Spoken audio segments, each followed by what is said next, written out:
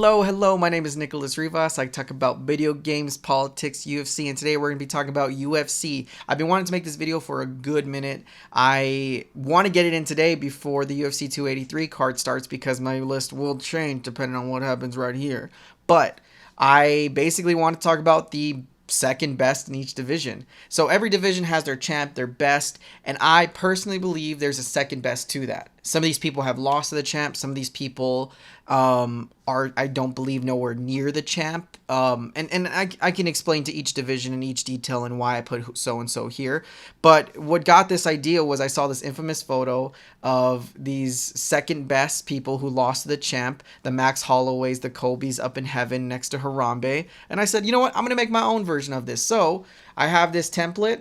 I'm going to use this image to show you who I think is the second best, and they're sitting in second best heaven. This is subject to change, obviously. All these guys still have a chance to become champ, but I just think that if the current champ is in position, they will never succeed. They will never push forward. Bam. Let's talk about it. So we're going to start off with, drum roll please, the smallest of the weights, Brandon Moreno and Figueiredo. Figgy. So in their division, the flyweights are in this odd position.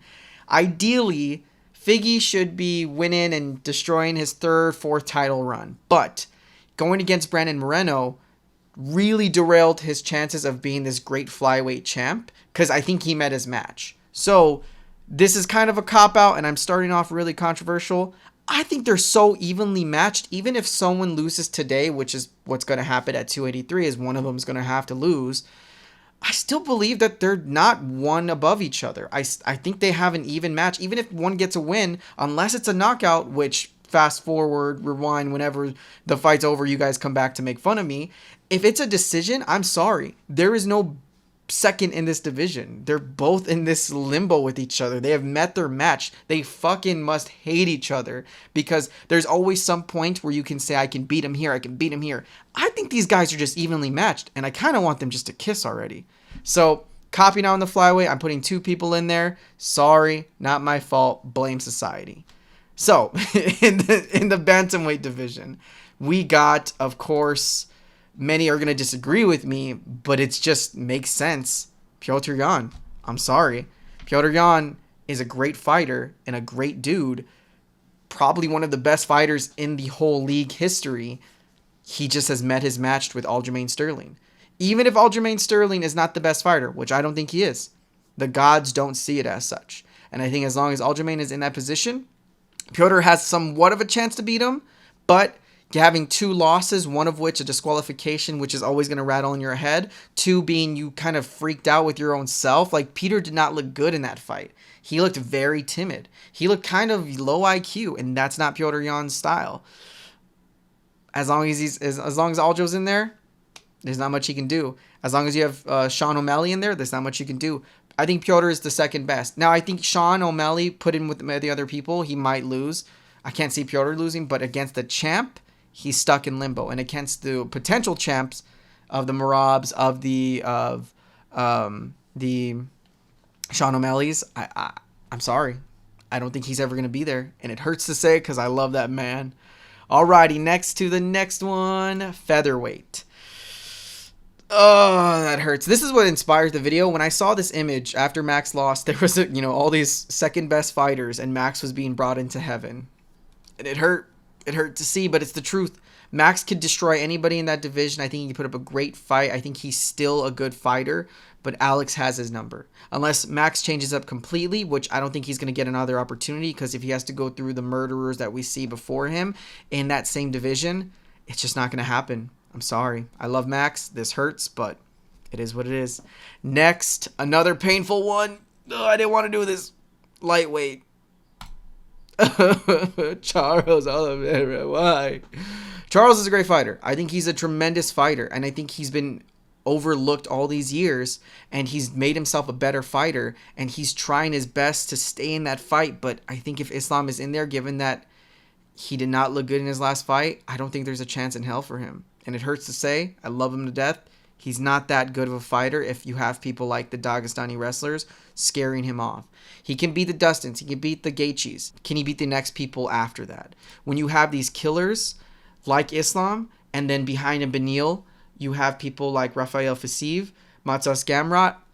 I don't know if Charles can get through them all. He's going to try if he can. Even if he does, can he beat Islam? I don't think so. That leads us to, not a surprise, Colby is a great fighter, and I think he can destroy a lot of people in that division. But as Kamaru is in there, and he most likely will be if he goes against Leon, I was going back and forth with this. I don't think he's going to beat Leon, but I don't think Colby's ever going to beat Kamaru. Like, even if they get a rematch, even if, like, Kamaru does lose, I don't see a world where Colby has a chance against Kamaru. Like, they just have each other's number. They just know each other. They're stuck in limbo with each other. They have to knock each other out for this to be over. And Colby's in that second. Also, against Leon, I'm curious to see how it goes, but I think Colby could beat Leon. I think a lot of people can beat Leon. But they just can't beat each other. Colby cannot beat Kamaru cleanly, right? Kamaru just has that slight edge. And he's the best example of the second best in division, where a lot of guys would probably get destroyed by these dudes, but they can't beat the champ. Now, Leon, like I said, has a great chance of losing. We'll see what happens. Currently, though, I think the odds for Colby to stay here is most likely going to just stay here. So, in the next division, we have middleweight. And, to no surprise, if you've watched the recent fights, Israel Adesanya. If this was made a few months ago, prior to his loss, obviously it would be Robert Whittaker. But that's not how life works. I am going to keep Rob here, though, because I think even if Rob is to run it back with Israel, I don't think he wins. If he fights Alex, everyone is on the side of Rob. I think Alex wins. I think Rob is destined to be the second best for a good minute, maybe for the rest of this career. Israel is also in that same boat. I think whereas Brandon and Figgy are fighting each other for that who's in that spot, Israel and Robert have solidified themselves to be below Alex and below Israel. Like Robert below Israel, Israel below Alex. Like they're all in this kind of weird, like even if Rob beats Alex, I can't see a world where he beats Israel. Like I want to put them all here, but Alex Pereira is the better fighter right now as we speak. And I feel confident in saying that. So yeah, sorry guys, cop out answer again. We're moving up one more weight class, and it is light heavyweight. Jerry, this is probably going to be my most controversial, and I say that for every division. I believe that within the light heavyweight, it's crazy right now. I can't tell who's who anymore because of the craziness of the fight between Jiri and Glover, between his injury and vacating the title, between the Jan losing to Glover but then having a pretty competitive fight with Magomed and them having the draw. I don't know where people stand. If Jamal Hill wins, where the fuck does he fit in this equation? Are we now talking about Paul Craig as a contender? Like, I think the light heavyweight division is pretty crazy, and I think a lot of people agree that it's kind of hard to pin who's who and who's the best, who's the, you can tell in every division that Kamaru was the leader of the welterweights. In light heavyweight, I can't tell you. I don't know what to tell you. So I just picked Jiri because for now, I don't know how he handles with Jamal, with Jan, with Magomed. Like, we don't know. With Glover, he was getting beat up, but he came back, and it was pretty close in a lot of these rounds. Maybe his wrestling isn't that great as Glover, and I think that's why I feel comfortable to put him in second and not Glover, because I think Glover is the better fighter against all these guys. But his age, it's so much factors in this one division. So, I don't know. Don't know what to tell you. I'm going to cop out on this one as well. And then finally, we get to the final one. Y'all know who it's got to be. Sjokan, my boy. I hope he proves me wrong. I think he fell short with Francis. If you were to run it again, maybe he has the IQ to learn from it, but I think we're discrediting Francis. Now, Francis is out of the division. Should Cyril take that position? I would say yes, but then he's fighting John Jones. John Jones is the enigma of many. He is the Mayweather of many. He is a different breed, a different fighter.